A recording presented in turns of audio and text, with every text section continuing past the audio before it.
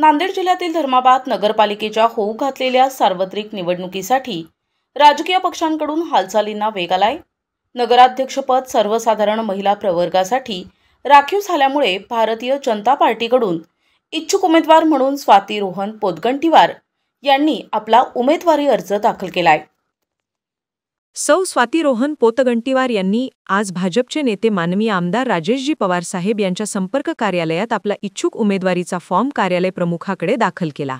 यावेळी त्यांच्यासोबत विजय पाटील डांगे, विक्की अबुल कोड, रमेश गौड, नरसारेड्डी चाकरोड, भोजराज गोणारकर, अशोक पाटील, सायरेड्डी गंगाधरोड, बाबू पाटील नरवारे, राजू सुरकुटवार, सतीश मोटकुल, विजय राठोड, अमित मुंदडा, अविनाश पिंगळे, प्रवीण मदनुरे, व्यंकटेश बोंकुलवार, बालाजी कट्टावाड, मुरली गौड, गिरमाजी सूर्यकार, गंगाप्रसाद गुस्कुलवाड, राम पाटील नरवाडे, जीवनराव कंबलवाड, सुधाकरेड्डी कोटावाड, गणेश राठोड आणि रोहन पोतगंटीवार यांच्यासह अनेक सहकारी व कार्यकर्ते उपस्थित होते।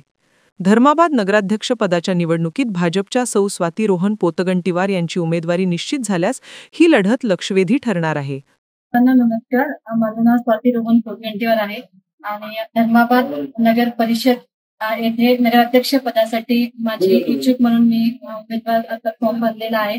तरी माननीय श्री राजेशजी पवार साहेब आणि पूनमताई पवार साहेब यांचा आशीर्वाद आणि मार्गदर्शन मला ह्या कामासाठी पाहिजे आणि तुमच्या सगळ्यांचा साथ जर असेल तरच हे जे काही महान कार्य आहे, मोठं कार्य आहे, तुमच्या आशीर्वादाने तुमच्या साथाने हे मी विकास करू शकते। तर ह्या सगळ्यांसाठी तुमचा साथ आणि तुमचा विश्वास मला पाहिजे। धन्यवाद। प्रतिनिधी माधव हनुमंते, NTV न्यूज मराठी, नांदेड।